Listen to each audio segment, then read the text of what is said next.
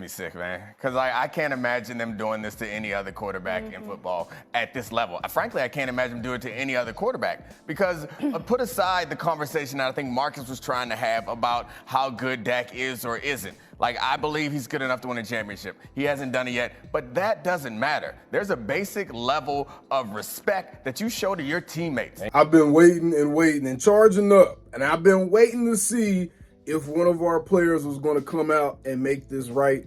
But now we got to deal with this. Amen. Nobody would do that to a cornerback, a linebacker, a tackle, and definitely not the franchise quarterback. And I think it goes back to Jerry Jones and generally how he's treated Dak Prescott. And I believe that some of the people see this writing on the wall and they believe that it is okay to treat the best quarterback that team's had since Troy Aikman.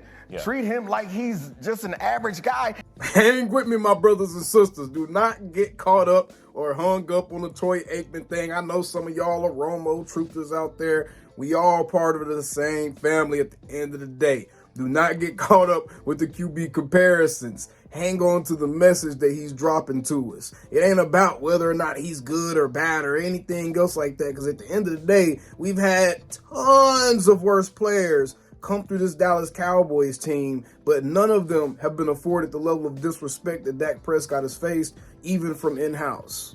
And again, it doesn't matter how good he is. You don't do this to your teammates. Amen. You just don't. No. And I understand that it wasn't the teammates doing it. It was the family. Y'all need to step up and say something. And I think it's Be a all teammate. And Dak, he's not perfect by any stretch. No. But he came in as a fourth-round draft pick, as a rookie, and did enough to be good for this team. He's been good ever since and touched on great every now and then.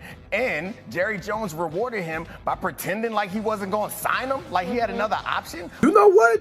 Dominique Foxworth is cooking right here, because we haven't had that conversation enough as how Lamar Jackson, the Dak Prescotts of the world, had to fight and claw for their contracts, even though Lamar's was more so about the details of the contract. But Dak was more so having to fight about whether or not he even deserved the contract. He even had to go so far as to play on a prove-it year, essentially. And the other dudes like a Justin Herbert, Josh Allen, dudes that, you know, haven't accomplished anything in their NFL career either, they just got their contracts super, super easy. Undercut him. The man spoke out on the wrong side of the kneeling Kaepernick stuff. He had your back, Jerry. Where are you at now? And that, I mean, it's repulsive to me that they could treat a human being like this that they work with and the teammate and they're supposed to care about. I don't care how good you think he is. Don't come out and say he ain't it. Yeah, and that's crushing. The man. attacks have been much more personal than they have. And you see, that in essence is what I've been discussing on this channel this entire time.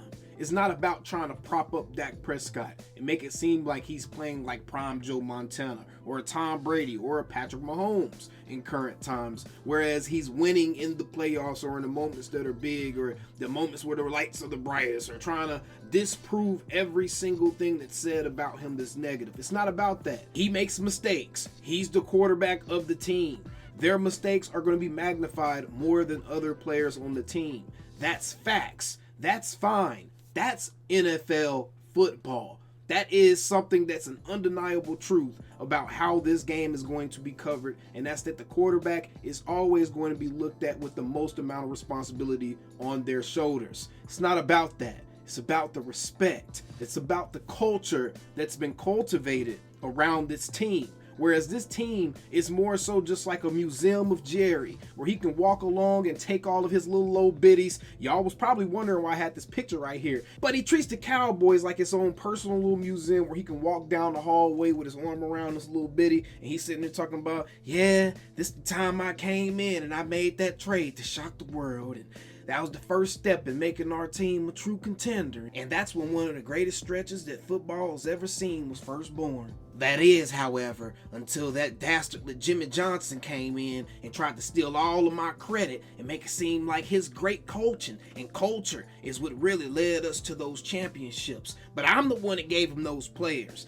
and I didn't get enough credit, so we had to get him up out of here. That's what Jerry Jones is treating the Cowboys like in a nutshell, bro. The Cowboys ain't nothing but a big ego trip for Jerry Jones, and he treats it as such. When his ego was fragile, he was trying to do crazy things like draft Johnny Manziel and Paxton Lynch and dudes that ain't in the NFL no more and they really ain't that old. Then they have to take the reins from them, and still this toxic culture has trickled down to all of the roots of this entire organization, from the front office to the coaches to the players to the fan base. The entire tree is just rotted from the inside out, bro. And that's because this culture that's been created around the Cowboys almost makes it impossible for winning football games. We've heard so many former players come out and speak about this now, and we're going to have a discussion about another one that came out and spoke about it recently in a video that's coming very soon, so be sure to subscribe. But this tree has rotted, bro.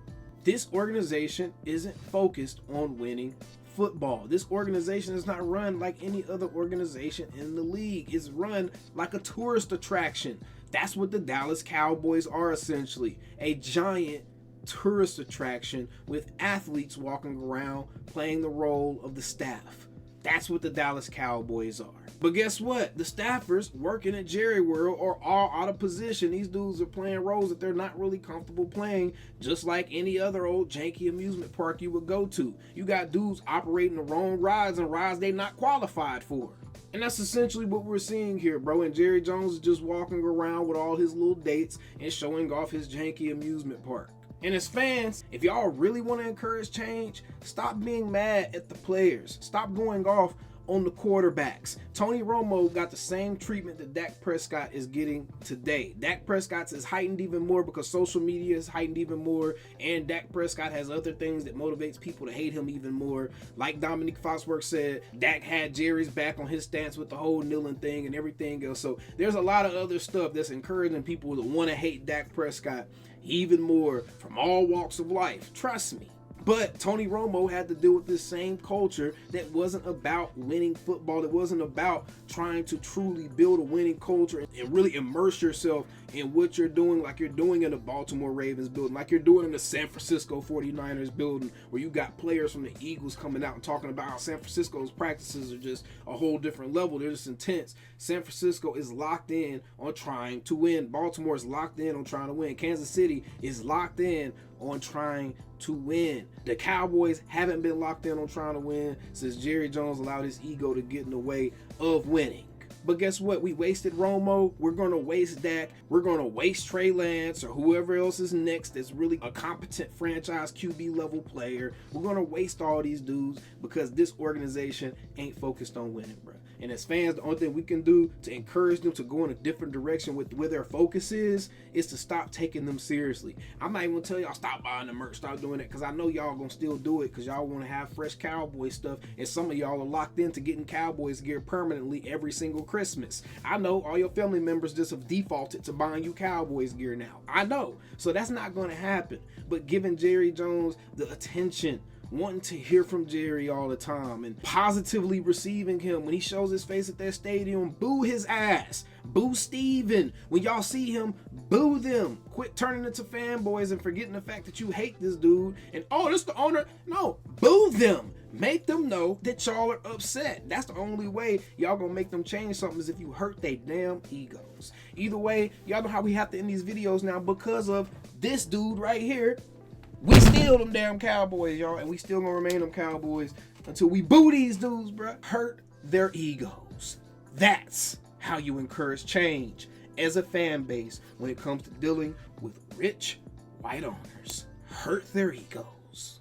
Calling me, texting me, paging me, asking me, am I still them boy? Y'all usually check on me. Listen. I'm still them boys. Hey! Woo! Hey!